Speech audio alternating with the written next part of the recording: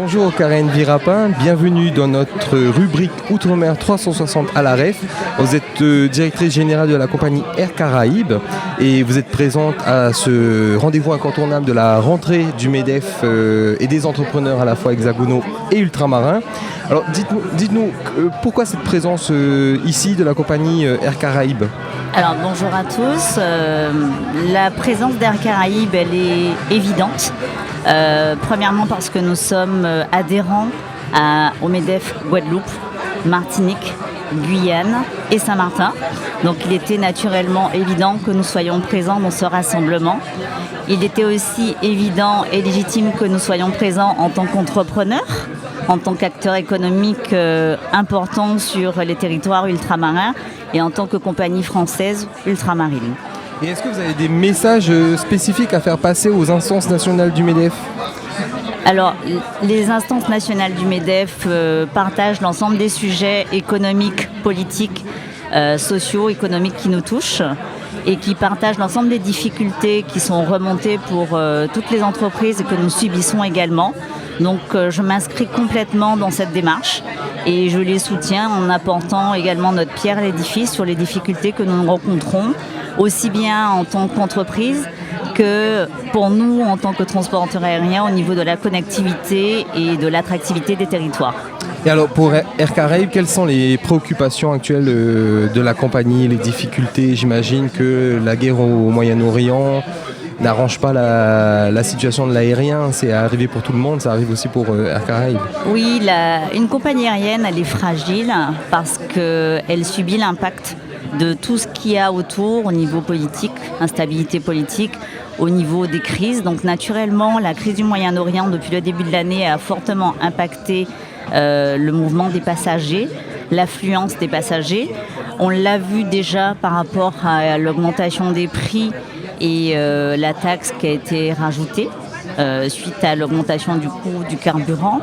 On l'a vu également sur le nombre de passagers qui a diminué par rapport aux années précédentes sur la pointe d'été qui est une période très importante pour nous, une période charnière. Et on le voit dans les comportements au quotidien des passagers, aussi bien l'attractivité du territoire, il y a la guerre, mais qui impacte le comportement, naturellement le porte-monnaie de tous les passagers. Alors aujourd'hui, cette guerre, vous en ressentez encore les effets? Oui, on en ressent encore les effets parce que nous avons un comportement attentiste des passagers qui font preuve de beaucoup de précautions et qui réservent des voyages au dernier moment, voire des entreprises qui suppriment des budgets voyages. Et naturellement, ça impacte l'économie de la compagnie. Alors vous avez évoqué la hausse de la taxe en raison des hydrocarbures et c'est vécu en Outre-mer notamment comme une injustice parce que les compagnies, ce sont pas seulement des outils de développement économique mais aussi de désenclavement et de mobilité des personnes originaires des Outre-mer. Ça c'est un combat que vous devez toujours mener encore. Oui, et c'est surtout au niveau de la taxe sur les billets d'avion qui avait été rajoutée, sur laquelle aujourd'hui il y a des départements qui luttent et on s'inscrit complètement dans cette démarche Air Caraïbes parce que oui, c'est vécu un peu comme une injustice puisqu'on n'a pas le choix. On doit pouvoir se déplacer vers l'Hexagone en tant que territoire ultramarin et on doit pouvoir proposer la possibilité à tous les Antillais-Guyanais de se déplacer. Et est-ce que vous êtes entendu par les autorités? Alors on a participé à des missions parlementaires depuis le début de l'année, en expliquant en détail le fonctionnement de la société, les contraintes, les coûts que nous subissons. Et on espère avoir des retours qui puissent nous permettre de trouver des solutions pérennes. Alors en parallèle, il y a aussi les usagers qui sont très critiques à l'égard des compagnies ultramarines en général sur les prix. Mais c'est en même temps une difficulté aussi pour vous de baisser les prix. Où est-ce qu'il est le juste milieu? Alors c'est toute la question, trouver le juste milieu. Il faut savoir que nous sommes également une société. Donc nous on subit également les coûts de l'inflation, la hausse des prix. Et on a un pôle qui a augmenté énormément depuis les dernières années, qui est le coût de la maintenance des avions. Et comme je le dis régulièrement, la sécurité, c'est quand même le premier volet sur lequel on investit. Notre mission est de transporter un passager d'un point A à un point B, mais en toute sécurité. Donc naturellement, on a des coûts qui sont importants au niveau de la maintenance, au niveau des frais de structure et de tous les coûts qu'on a pour la société en tant qu'entrepreneur. Air Caraïbes, c'est quand même quasiment 1200 collaborateurs au global. Donc 60% basés aux Antilles-Guyane. Donc tous les coûts associés à l'emploi, on les subit également. Donc il faut arriver à trouver le juste milieu, on l'espère, avec les solutions ministérielles ou parlementaires qui pourront être trouvées en consensus et en compromis. Alors dans ce contexte économique à la fois national et international, comment est-ce que se porte aujourd'hui la compagnie ? La compagnie se porte bien avec une mesure de prudence. Dans notre gestion au quotidien, on a une gestion qu'on fait en proximité.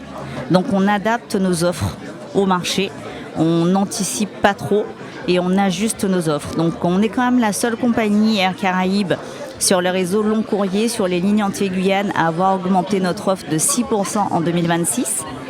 On continue d'adapter nos offres, de réguler s'il le faut aussi les vols pour pouvoir maintenir un niveau de prix convenable.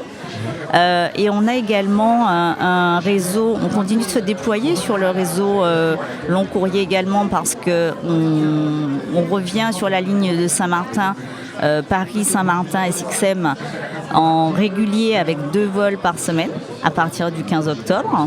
Donc on continue de prendre des risques, de prendre des engagements pour permettre cette connectivité, pour permettre le déplacement aux usagers.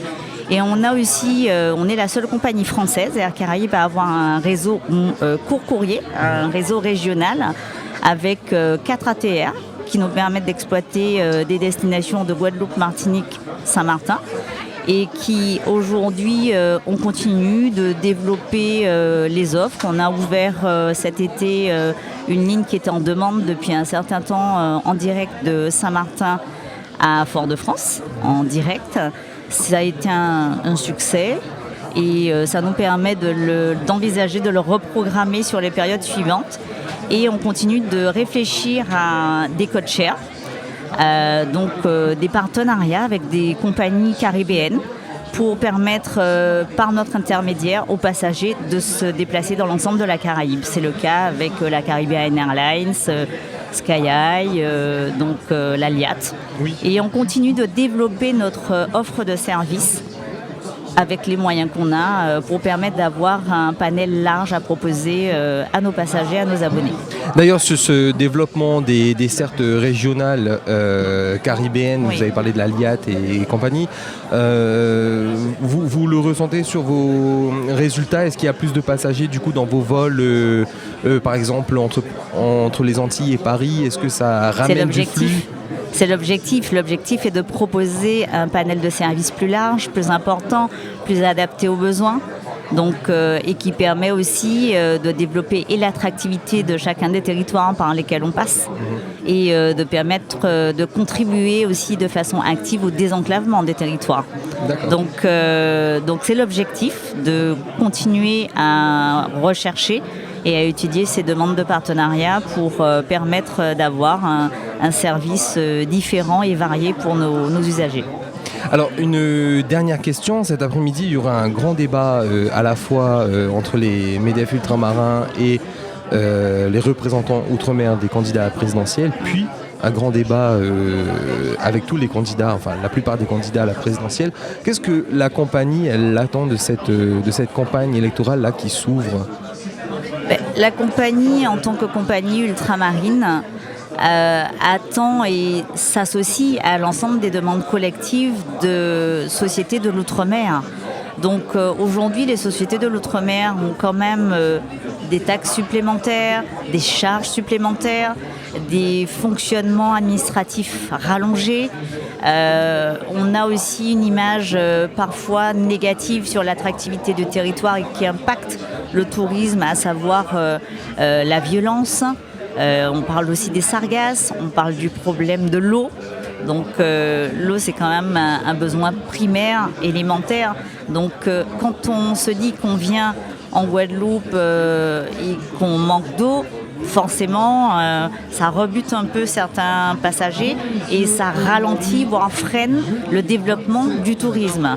Donc on attend de l'ensemble de ces candidats, de ces ministres et du Parlement, de pouvoir entendre cette souffrance, ce vécu au quotidien de tous ces entrepreneurs qui se battent et dont on fait partie, de pouvoir entendre, de pouvoir adapter les aides qui sont proposées, de pouvoir les encadrer également, mais qu'elles répondent vraiment à nos besoins. D'avoir un vrai accompagnement, d'avoir cette reconnaissance de la particularité des territoires ultramarins, mais qui contribuent activement à l'économie française.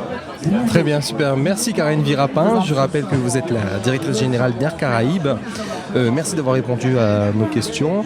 Et quant à nous, on se retrouve tout à l'heure à 16h pour le grand débat avec tous les candidats à la présidentielle. Et juste avant, à 15h15, salle Côté Court, une séquence spéciale Outre-mer co-organisée par les présidents du comité Outre-mer du MEDEF et animée par Outre-mer 360, durant laquelle les représentants Outre-mer des candidats répondront aux questions des MEDEF ultramarins. Voilà, on sera tous là et on les écoutera. Merci.